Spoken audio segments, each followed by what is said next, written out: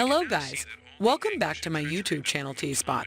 In this video, we can now see that all the anguish and preachery that destroyed Tom and Shiv's marriage was just briefly required to be postponed after Logan's passing, in spite of the way that Tom and Shiv seem to have fixed up their relationship at that point. No other individual could understand Shiv's aggravation or feel frustrated about her. Tom is as yet sticking to his work, which is generally in Shiv's hands, notwithstanding losing his problematic situation at Worcester or the Gojo form of Worcester when Logan died. There are many issues in their relationship that should be settled, yet the primary concern has forever been the amount of their association is certified and how much is truly conditional. Tom reveres Shiv isn't that so.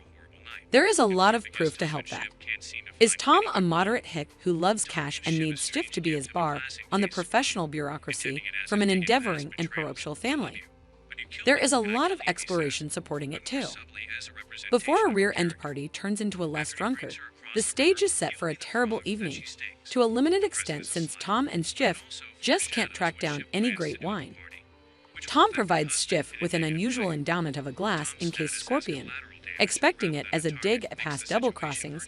"I love you, yet you kill me and I kill you," he says, yet more quietly as a portrayal of her personality. After he brings her across the waterway, he will be the frog that she stings. The present is a slight, however, it likewise foretells what Shiv plans to do at the party, which will influence her husband in a negative manner.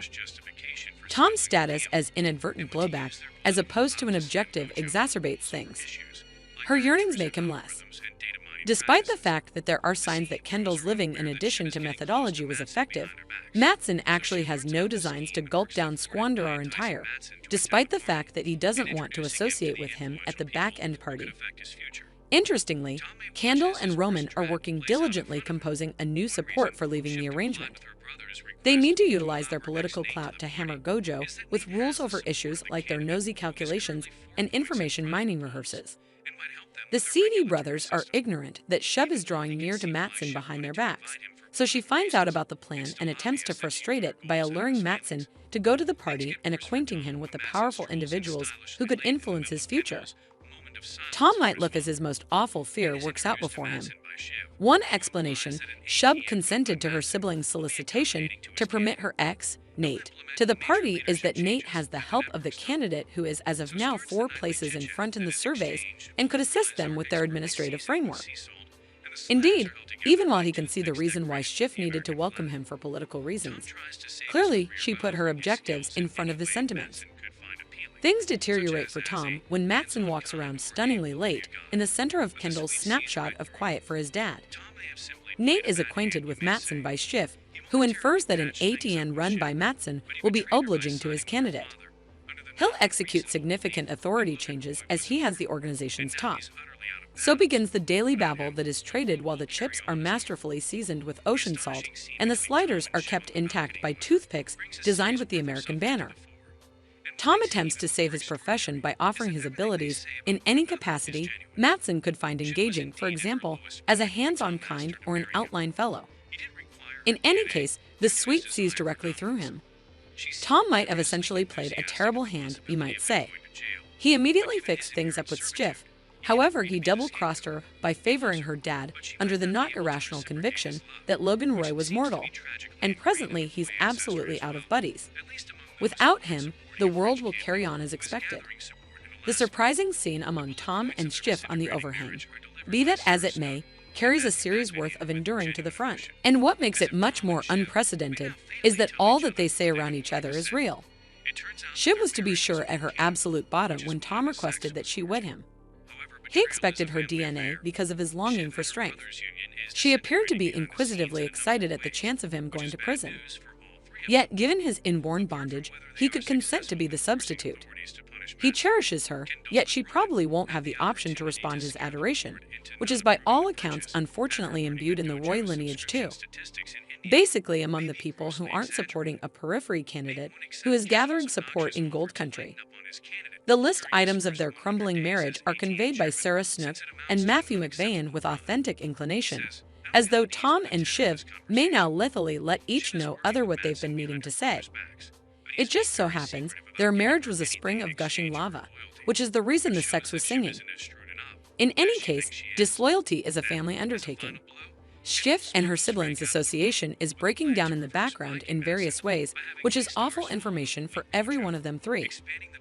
Aside from whether they are effective in driving specialists to rebuff Matsson, Kendall and Roman have the valuable chance to terrify the board into not supporting the buy in the wake of discovering that Gojo's membership measurements in India might be horribly misrepresented. Nate will not acknowledge Kendall's unsavory proposal to ease up on his candidate during his initial 100 days as ATN executive, since it adds up to an unsuitable payoff. According to he, I don't feel calm with the tenor of this discussion. Shiv is working with Matsson behind her siblings' backs, yet he is exceptionally cryptic about giving her anything in return for her steadfastness, which shows that Shiv isn't as straightened up as she suspects she is. Then, at that point, as a last blow, Kendall sneaks forth coming out of the room with an arrangement to invert Viking Matsson by having Waystar gobble up a feeble Gojo, expanding the business past the realm his dad had laid out. Honest doesn't seem, by all accounts, to be stopped by Kendall's set of experiences of epic disappointment for reasons unknown. Yet he stresses over Roman and Shiv, and what kind of spot they would have at this fresher, bigger Waystar. Kendall answers Isabel, I revere them, however, I'm not in affection with them. One crown for one head. In a ludicrous pre-credits contention with Rava, who has called him in light of an occasion in which their little girl was moved by a man wearing a raven head shirt, Kendall uncovers his unadulterated absence of self-assurance. For what reason would she say she was out in the city? Kendall asks like Rava had abandoned her when she was recording a Desire to Die film.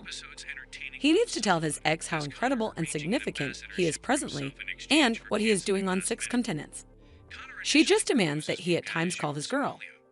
Greg is becoming familiar with completing Tom's grimy work, conceivably in light of the fact that it is a lot less difficult to terminate 100 stifled representatives through Zoom than it is to illuminate Carrie that she isn't yet prepared for prom time. The Zoom end likewise features how fierce cutbacks might be in the present society.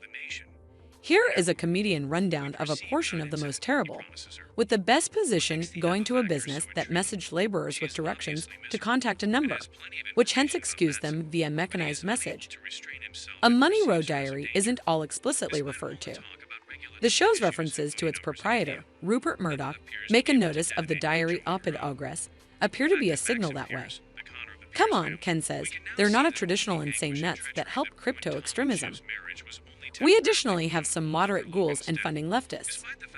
Father had an expansive range of philosophies, without a doubt. This episode's engaging little subplot has Connor organizing an ambassadorship for himself in return for dropping last moment. Connor at first proposes Mogat issue, Somalia, however when it is dismissed, he counters for certain strangely aggressive or ridiculous contributions like South Korea or North Korea. You can't really understand.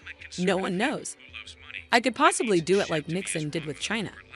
At the point when Connor picks Omen as a feasible decision, you should ease Willa's stresses over the king's harsh rule over the country. What air terminal? We see without occurrence, he guarantees her.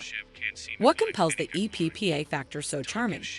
She is clearly hopeless and has a lot of data about Matsson, yet he can't limit himself and sees her as a risk. In spite of all the discussion about administrative issues and fake numbers in India, EPPA seems, by all accounts, to be ready to explode Gojo all alone. The way that Maximum and Penetrate, the Connor of the Puncture family, is Connor's primary advice is still madly entertaining. 2 rich moon bats making the rounds. Furthermore, imprint Lind Doe Puncher, who was recently revered as Larry Appleton in Wonderful Outsiders, plays a decent part. Roman's rushed excusal of Jerry ends up being the tremendous mistake you would have dreaded in light of the fact that she has a display of his explicit pictures to use as influence and is uninterested in his endeavors to walk it back. I might have gotten you there, Jerry adds, who might have once truly considered Roman a wonder, however no. Let us know what you think in the comments below. And don't forget to like, subscribe, and share the video. Thank you for watching. See you soon.